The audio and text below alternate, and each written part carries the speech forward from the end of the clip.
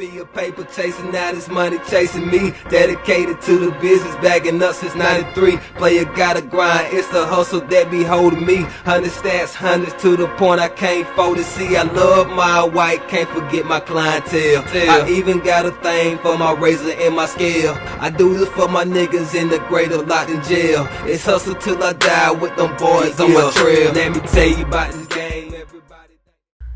What is going on? Another episode of Back of the Class Podcast, Classes in Session.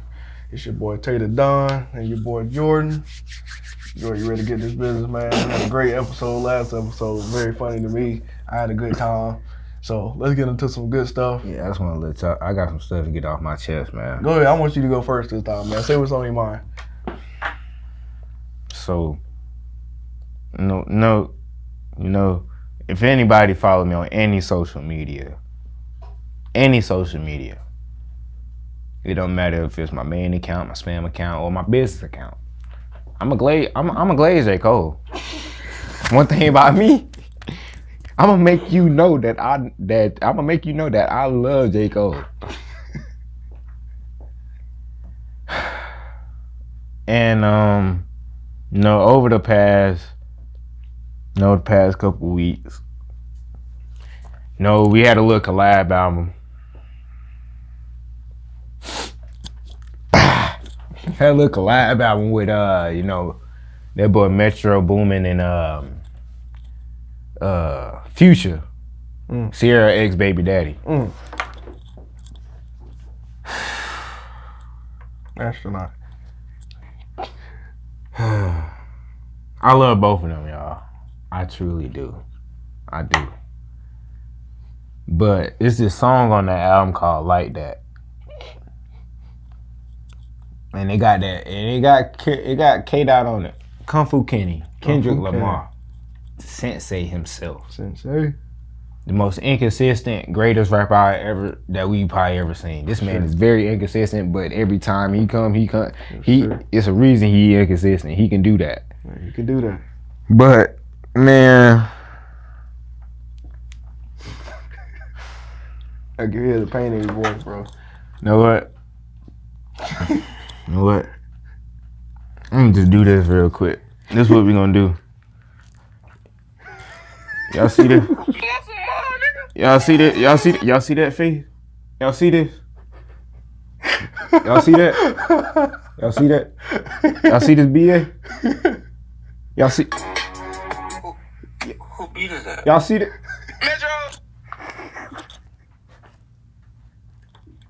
It's hard, man. Painful times. Oh, hey, man. Kendrick Lamar showed what I like to call his natural ass. For sure. Cause little did I know, I started listening to it a little bit more. That was my first time. Go follow me on TikTok. J2 Cuh. go mess with me. Go like that. But little did I know, after listening to it a couple more times, not only did he diss Drake, which I'm not surprised. Yeah, they been had stuff going on. He dissed J. Cole. Yeah. Kendrick, I'm still looking for you, bro. You got some heat out here in the streets. Don't come to South Carolina. And he dissed Big Sean. Now, what Big Sean do, I don't know. But Big Sean came back with a freestyle, and I ain't seen Big Sean rap like this since Control. I ain't heard it yet, so I gotta hear it. Big Sean went back to his old self. Okay, well, all right, I'm about to check it out. And although Kendrick did say, if the big three is just a big me, Big Sean said, forget all y'all, really, in his freestyle. So I just feel like that category. Quit playing. Don't ever play. I feel like Cal. Don't play yourself, bro. Well, Big Sean. Okay. See, this the thing. Big Sean, when he first came into, cause Big Sean old. Yeah, So Big Sean was really into maybe a couple years before Cole and Kendrick. Big Sean old. So when he came in, he was supposed to be one of the greatest of this generation for real. Oh, yeah, for and sure. then we got Drake to come on the scene and knock him off. Yeah, that's true. But man, Big Sean, he got some reason to. I just don't understand why is Kendrick so damn mad? Who but you pissed gotta that think, bro, man they off? been sneak dissing about Kendrick in a lot of songs, bro. You can't. No, come on, dog. no. J Cole, you a J Cole fan? Yeah, you I he been know, sneak but dissing. okay, but he is the only rapper to give Kendrick his flowers though. Okay, that's fair. Nah, Drake on the other hand, Drake do it blatantly. I can see why Drake. Well, I can see. By the way, Kendrick had the best double entendre I'd have ever heard in my life. Cole got some double entendres. Eminem got some double entendres. Wayne got some double entendres. For sure. But Kendrick, that boy said, K coming with them nines. He gonna see Pet Cemetery. Kendrick K coming with them nines. A K9, a dog, shooting them nines. He gonna see Pet Cemetery. Boy, I swear to God. That's not even my favorite line on the song. My favorite line is when he said Prince will outlive Mike Jack. That's gold, bro. That's a gold line, bro. And it's crazy. Bro. I sat back and I thought about it for 3 hours. I shit you not. I sat back and I thought about that for 3 hours and I was like, okay. Cause Drake said in First Person Shooter that he won away from Michael, which he is. He won. He ain't on Mike level, his streams. He got one out. He got one album. He just need one. He just need one to help. Is he surpass on Mike it. level? Yes or no? Do we look at Drake and Mike at the same level? Yes or no? Nah, come on. So quit playing, dog. I don't care about that, bro. I don't think. Drake, I don't care about that, bro. Drake. I don't care about that, bro. Nah. You can't compare yourself to Mike. You ain't on that level, bro. You good in terms of numbers. Put it like that. Okay, in terms of numbers, that's fine. he's the only other one that's right there. He can surpass Mike in streams. And I had to think about why Kendrick said that. And after I thought about it, I was like, oh, this nigga Kendrick in his bag. This nigga Kendrick in his bag. Like you said, bro, he go on hiatus, bro. He just come back. Oh, he's coming in because he'll never left, but bro. Kendrick will disappear. And then this is the first time we'd heard Kendrick since His album. Big Steppers. Yep. Whatever it's called, which that album was, it wasn't even as good as I thought it was gonna be. It was not bad. It should have been better. The expectation was higher. I thought it was supposed to top the off season. I'm gonna be honest with you, because when I first listened to the off season, I was like, what has this nigga been on? Because he been working on the fall off for 10 years. You gotta admit that off season was that good. That just had to be just like a little something. He was like, all right, let me get him something. And then he did a freestyle promoting it. So when Cole, I was about to say, when Cole drop, he gonna drop a freestyle. But I'm thinking that Mr. Morale and the Big Steppers, I'm thinking that's gonna top the off season. In my opinion, I didn't think it did it. It was a couple songs on there that was like, oh, Kendrick in his bag. But it was a couple songs like, it could have been better. But nah, Kendrick Lamar, K-Dot, Kenny, just want to let you know, dog. Well, if I catch you in the street, dog, I ain't doing nothing to you, but just know, I don't like you right now. Cause I used to hate J. Cole. And I used to love Kendrick Lamar. In middle school, bro, if you was in my headphones, Kendrick Lamar, he dropped that Freaky Black Panther album. I was bumping it. Black Panther album was something serious. I was bumping it. I was bumping it. When he dropped, what is it called? Is it called Duckworth? Is that the album or is that the song on it? It's something like that, bro. It got DNA, it got Humble on it. That album, it was Damn. That's what it was. Yeah. It was Damn. Man, I was bumping that. Man. I want to cry. Well, I don't blame you, but at the same time, man, you gotta take this on the chin. You know Jay gonna respond. But at the same time, like I said, bro, I hope Drake don't say nothing back. Drake gonna say something back. But at the same time, bro, you can't. Not. Hey man, you can't sit there and sneak this. Like, hey, you gotta admit when Drake and J. Cole got on the song and they sit there and just not even acknowledging Kendrick as one of the top. Oh no, they nah. Well, okay, so Cole did technically. You can't sneak this against a man. Don't think he gonna say nothing. You know what I'm saying? Technically he did. Come on, dog. But okay, I done been listening to Cole for the past 3-4 years. Every song and feature that he done did, he didn't even on the off season. But KOD was even worse. He was coming at Kendrick top the whole time. And I didn't realize it until all this started, and I go back and I listen to it and I start to hear it. I'm like, so this why he getting a little ticked off. But he came for both. I ain't gonna say he came for Cole. He didn't really come for Cole net like that. He dropped one little verse. That was the hardest verse. I thought he was actually talking about goddamn Andre. I thought he was talking about Andre. Y'all don't want to see 3 stacks now. Y'all don't want to see under 3 stacks. That's a lyrical rapper, bro. I think, hey. Man, he ain't doing that no more. Hey, bro, no. He said after he while he was doing his his new thing with the instruments, he wanted to do some more with Outkast. He said if they open to another album, he'll do it. Hey, bro, y'all better quit playing with Andre 3 Stacks, bro. That dude is one of the best lyrical rappers ever, bro. Like.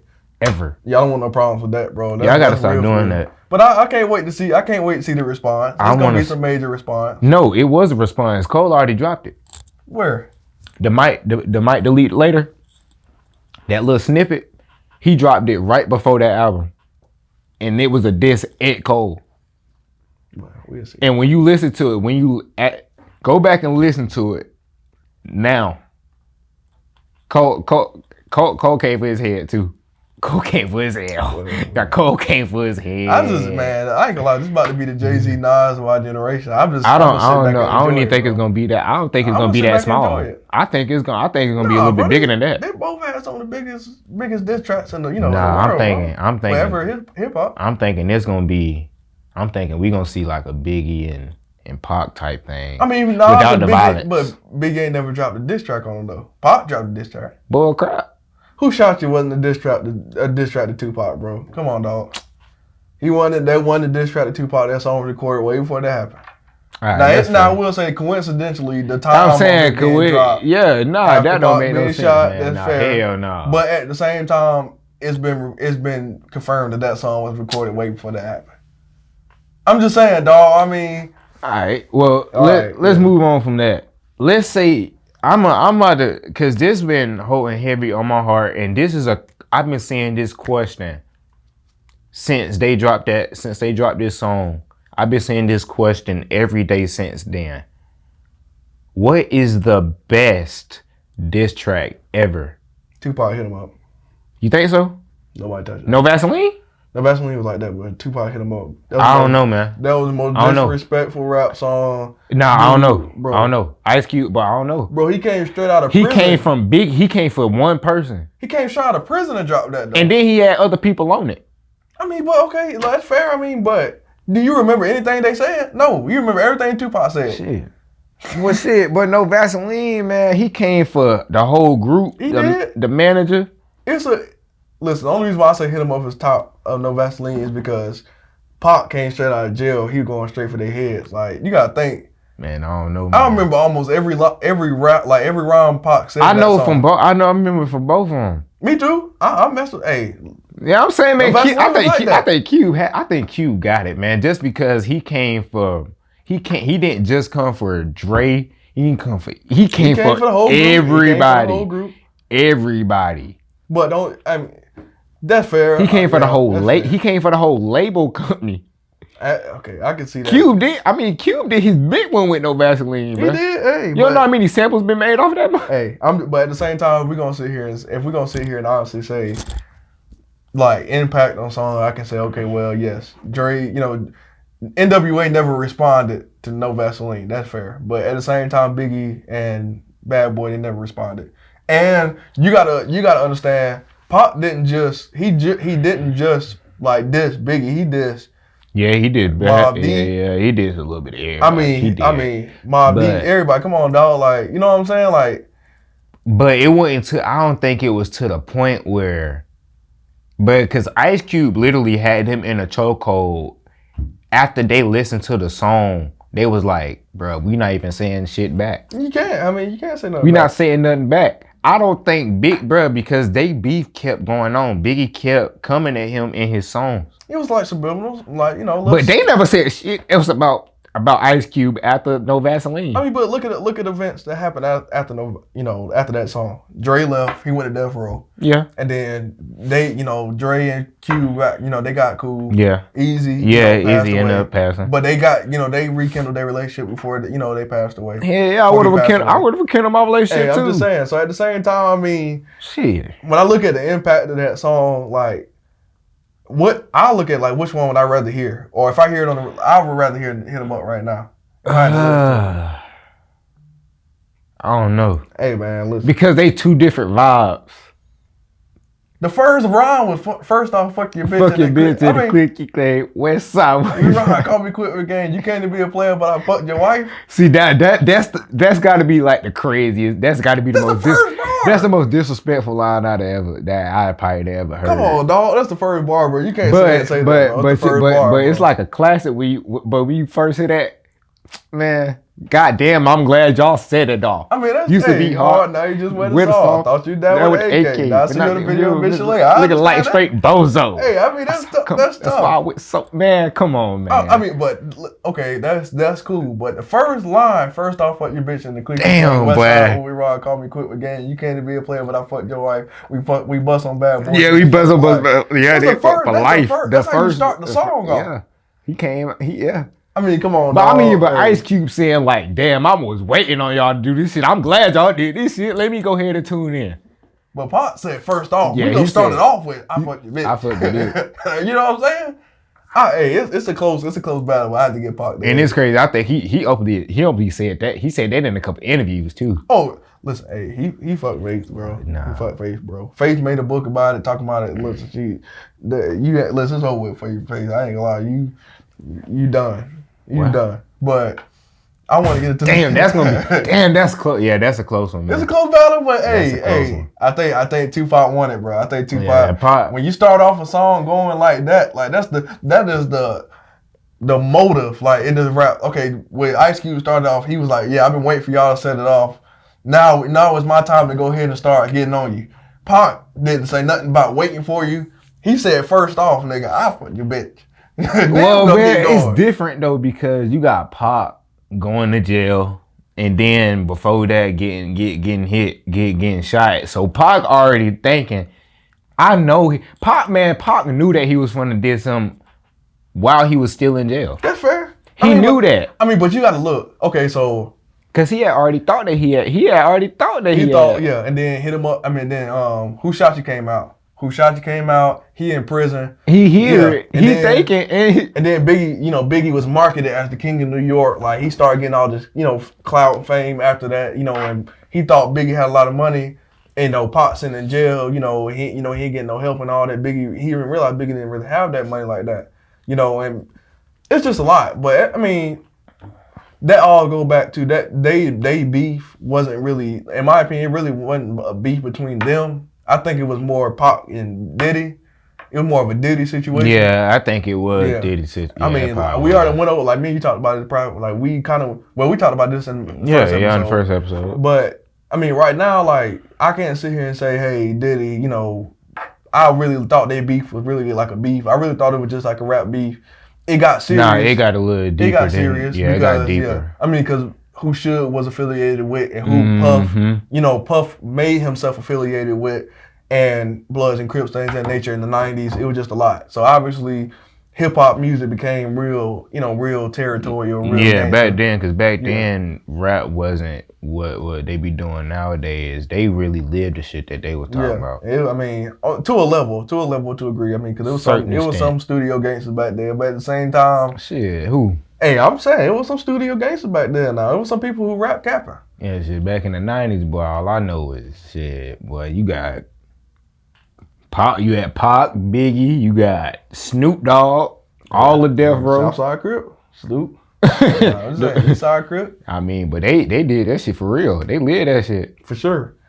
But NWA, they lived that shit. Yeah, I mean, Easy was more. Well, Easy was more in the streets for real.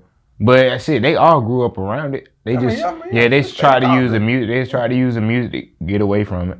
I mean, that's just reality rap. They was rapping about their environment. So I mean, in that situation, yeah, that's fair. But we got a fan question we want to get into, bro. Or not a fan question, but a fan topic. So somebody sent me the screenshot on Facebook. It was just saying that somebody said their son didn't need their father. Like a mother can raise their son to be a man correctly. And I want to get your take on it. You know what I'm about to say. I want to get your take on it. So go ahead and tell me what you think about it. I'm gonna just give you one word. This is what happens when a mother raises a son without a father. Zesty.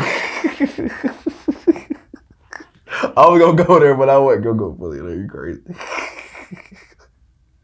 Hey man, that's true though. That's one element, but that is true. That's one element, but that's true. I'm bullshitting, but 95% of I ain't that. bullshit, dog. Yeah, 95% of the time, that's the exact case. Yeah, I ain't bullshit, but hey, at the same time, like it depends. It depends on what the situation is, and it also depends on the mother and how they raise. See, this is my whole argument with that, Jordan. This is my whole argument, bro. Like, women don't understand when you raising your son. You can't raise your son to really know how to really be responsible as a man, take care of his responsibility as a man, because you don't understand. Mm-hmm. Like, you can only teach your son what you would look for in a man. You can only show him like what you would actually be trying to find, what you out there looking for. Mm-hmm. You can only show him the things that you like a man to do. Yep. And the messed part about it, some of y'all mamas got terrible taste in men. That's why you don't have a man in his life now. Exactly. And at the same time, like, I just don't agree with the fact that right, like you could just, I don't agree with single parenting by choice. Some situations, some single parenting is by neglect or the father leaving a relationship, abandoning his kid. Okay, that's something that you can't control. Yeah. But when your mindset is, hey, I can raise my son by myself, I can just do it and he'll be all right.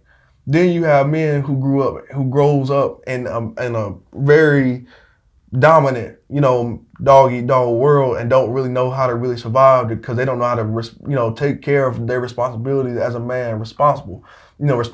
So if you're going to sit here and handle your situations in the world and you go out here and try to work and do stuff like that, you don't really know how to take care of your responsibilities. You don't really know how to really deal with all the psychological and the mental drainage of really being a man. Like I grew up, dealing with having to take care of your bills, responsibilities, having to take care of the security of the house, things of that nature. That becomes with that comes with influences in your, in your mind.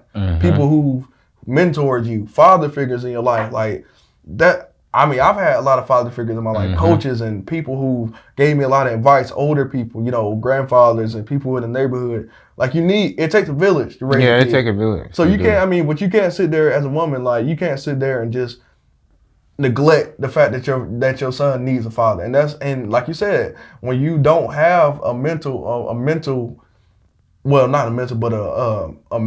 role model in the house, you become just, very feminine. Like you said, they pick up feminine traits. That's why we got a lot of pillow talking niggas. We got a lot of gossip talkers because that's what they're around. That's how they, that's how they around, bro. They don't know, like, when I was around, like when women was together, men, when women was together, men was in one room, women was in another room. Always. And, women was talking about what it is and, that's what it was. Yeah, and my mom always told me, and my grandma and my mom always told me, like, this grown folk business, you ain't got no business listening to the conversation. Go play with kids, go do something else.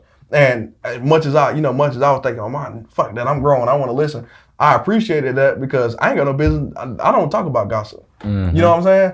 So when you put yourself in a situation where you're trying to figure out, how to be a man in this society, you need tools. You need mental tools. You need actual psychological tools to really get yourself through, especially being a colored man. Yeah, Ben. Yeah. You know what I'm saying? So you can't sit there and put yourself in a situation where you are voluntarily just saying, hey, I'm just gonna raise my son by myself. Yeah. See, it's nothing. Sense. This is just probably the biggest thing for me. Because everybody go through stuff. And there's not, it's not a knock at, because, you don't get to choose your gender. So, But women, y'all got it easier. I'm gonna just tell you how it is. Women, y'all have it 10 times easier.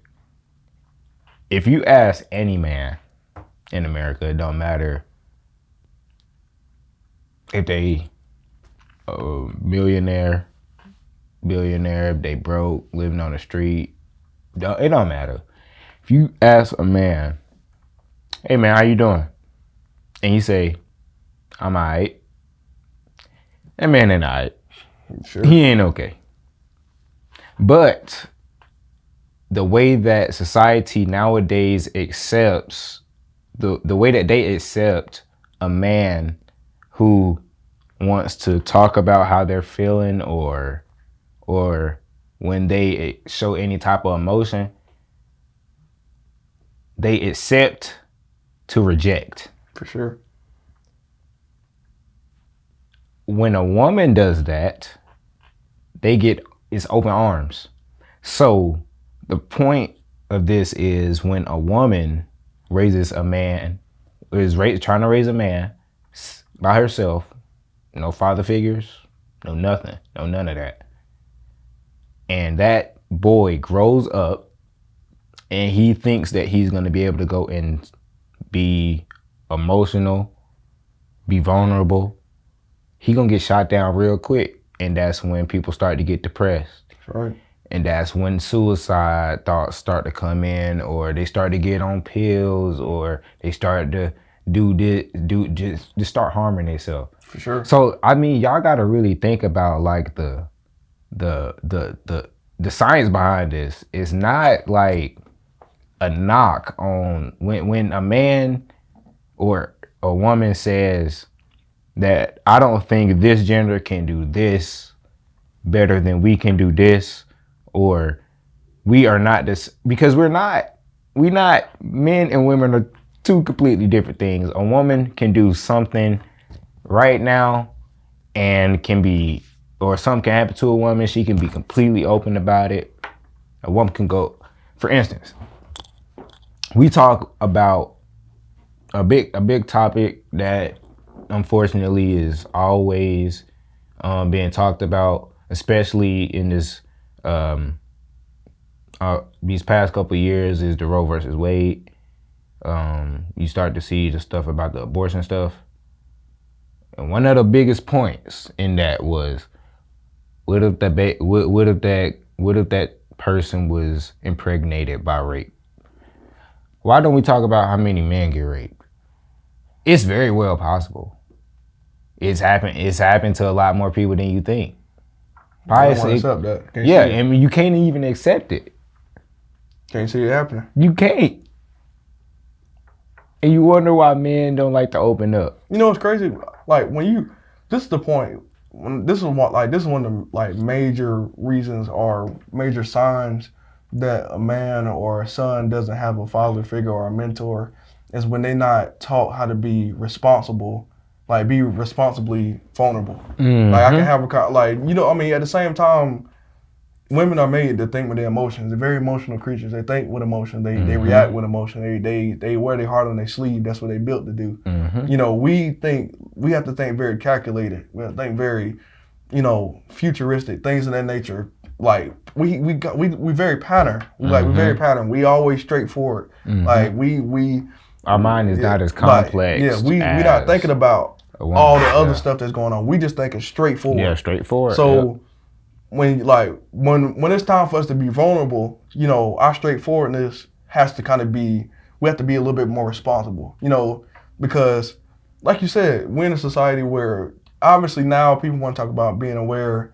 when it comes to our vulnerability and things, and that's just important. But that's it's not really fully accepted. Yeah, they talk about it, but at the same time, when it happens, bro, you can get on the internet every day and see a man open up on a podcast, in a movie, anything, and in all of the comments is gonna be 95% of that people in the comments. Why is he crying? Oh, he need to like, what the fuck? What the fuck are you talking about? It was just this girl over here crying. Y'all ain't say nothing. Like it's crazy. Like to see I mean, because like I said, they accept to reject. And what I mean by that is society today, they'll make you feel welcomed to talk to know be vulnerable, and they'll accept you in to as soon as you start being vulnerable, they kick you straight out and start laughing at you. For sure. And that, I think that, bro, that's mentally demoralizing to anybody. But it's the fact that men, we can tell you like we go through this type of shit every day. For sure. It's like hard. it's not like it just happens to some of us. This happens to every male. Even when you have a homosexual male, he probably got it a little bit worse, because he has to feel accepted from everybody. Especially being a black homosexual. Yeah, especially being a black homosexual man. It's hard. So man, yeah, man. But I'll tell you this, bro. Like on a real note, being a man is hard. Being a man is hard. It's just very in general, hard, bro. But like, cause I mean, at the same time, you really feel like nobody understands you. You're going through all this mental stress, trauma. I go through, bro. Trust me, it's draining. It's very draining. Like you feel like you just like the world's on your shoulders. You don't have nobody to talk to. But it's always good to just have people in your corner, like having good friends. I mean, that's why it's always good to have, a great men group to really have a conversation with. But that's where it comes to. That's what comes with great men in their life, because you get taught how to have responsible conversations, honorable, respect, conversations that don't leave the room. Like, this is a private moment that we can sit there and talk about some of our issues, and you ain't got to worry about your business being out all in the streets or things of that nature, when you can really have a tribe of a village of men that you can have a conversation with. It's very needed in society, because I mean, now, everything is so exposed culture. Now, if it's wrong and you need to be held accountable for certain situations, then that's understandable. When it's something that's private and something that you was going through for a long time, and you really expressed it to try to get some type of relief or some type of feeling, and you get demoralized, judged, blamed for you feeling this type of way, that's where it becomes wrong. I hate the exposed culture.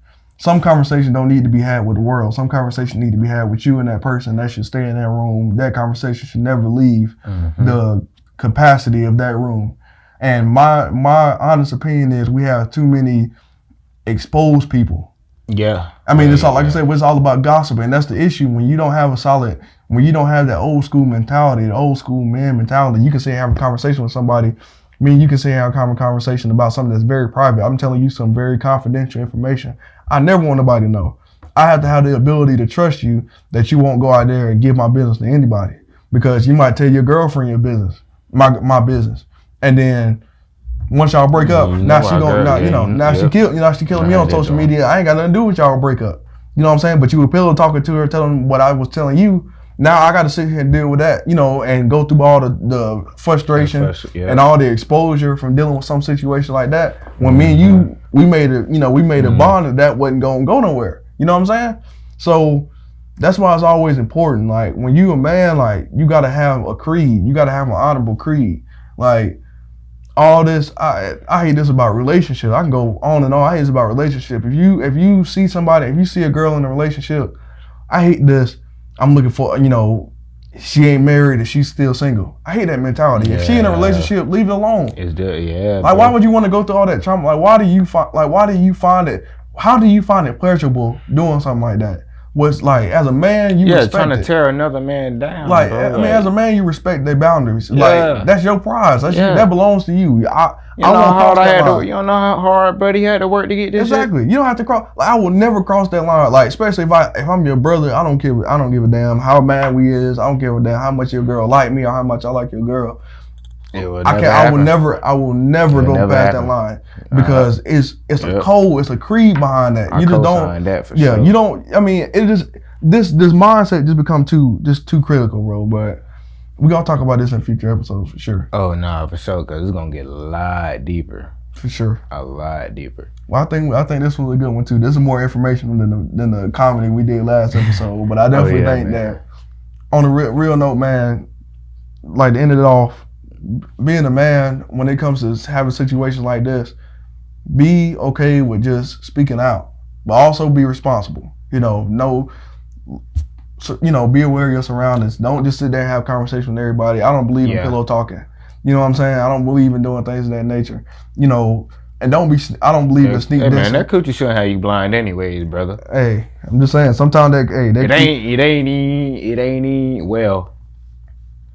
But it shouldn't have you out here putting out everybody's business, dog. Especially as your homeboy. You know what I'm saying? They ain't got no. I mean, ain't nothing out there that good, bro. You don't need, because you don't think about it. You don't think about the consequences until it's actual consequences. Yeah. Because you get in a relationship with somebody, and like I said, they might break up. Like, I might be talking to you about my relationship and what I'm going through. Man, my girlfriend, she pissing me off. Man, she getting on my damn nerves. I can't stand it. She keep doing this. I think she cheating on me and all this. I'm sitting here telling you all this information. You go back to your girlfriend and tell her, all the information. Then, y'all break up. She get on Facebook Live, and I join the live, trying to calm the situation down, trying to figure out what's going on. Oh, Vartavius, you over here telling him all your business. I know about you and your girlfriend. I'm sitting here thinking about what the hell. Like, I had to call you. What the hell I gotta do with that? Happened? Like, you know what I'm saying? Dog, I was telling you that. You know what I'm saying? Mm-hmm. Like, we just gotta get back to real honorable, hard, responsible, private conversations. But also when I'm saying private, that don't mean hide people dirt. Accountable conversation. If you want to wrong, accountability. Let a nigga know. Yeah, like tell them like, dog, you was wrong in that situation. You did that was on you. You fucked that up. That was all you. Mm-hmm. You know what I'm saying? You ain't just did it wrong. You did that. You cheated on that girl. Bro, you know what you doing, bro. Till this day, I have these type of conversations all the time, bro. With I mean, bro, my circle is only this big. For sure, mine too. And I have conversations like this daily. I mean, bro, accountability, if no one else is gonna hold you accountable, as a man, it's real easy to lose sight of how to keep being accountable. One thing that men lack, and that every man lacks, which they'll eventually get and then they'll lose it, is consistency. For sure. So once they start to lose that consistency, it's always good to have somebody on your back, like, hey man, like, but man, get back right. Especially get back right. Consistent accountability, bro. It's also good to have somebody to tell you, bro, nah, bro, she not crazy, bro. You did that. You looking at that girl. You know what she's saying is right. You ain't stupid. Don't play boo boo the fool. I'm saying, you know the boundaries that she set, bro. You keep crossing it. You keep doing that, bro. Like, so. That's a good girl, like, on some real life. That's a good girl, like, she really down for you. You know what I'm saying? Like, some people don't want to hear that. You know what I'm saying? But I'll be honest with you, I'd rather a homeboy tell me that than a homeboy tell me. Yeah, I don't want this nigga to lie to me. I be seeing you at the club, boy. You be talking to all them girls, boy. You straight? You all right? You can let her. Nah, bro. If you see your girl down for me, be real. You know what I'm saying? Especially if I'm in the wrong. Yeah, like, man. I hear people flossing about girls they got in their dick. Man, fuck that. That don't really mean shit. Go get you a good, nice, clean girl, as the old folks you say. You know what my granddad told me? Because I used to have that mentality, man, I want a bunch of girls. My dad used to be like that. So I used to have that mentality. I'm going to have me a bunch of girlfriends. My granddad told me, like, if you handling all these girls, that means you ain't handling your business right with that one girl. If you trying to function with all these other girls, that means you ain't handling your business right with that one girl. That means you screwing up. Because you too busy trying to function all these other girls, that means you ain't handling business right with you to the point. Right, what you want. You got exactly. Yes, sir. So you need to be focusing on handling your business right with that one, because you too busy trying to have a whole village of women, and you too busy. Trying to mess around with X, Y, and Z. Exactly, man. We gonna talk about this. We gonna talk about this a lot, and when it comes to this podcast, obviously our man Fred not here today. Fred, you know I'm gonna chew you out when I see you, but it's all good. Yeah, man. I think Fred's sick, but. I think that nigga Parliament been beating. Hey man, Spring, I understand the dog. Parliament whooping his ass. I understand the dog, but at the same time, man, we having a lot of fun, bro. You gotta. Oh yeah, man. We good, bro. I want to thank Evolution Creative Studios for having us for the second episode. We're gonna be back very, very, very soon. I hope y'all enjoying the content so far. I'm Tater the Don. This is my boy Jordan. We'll see y'all later. Peace.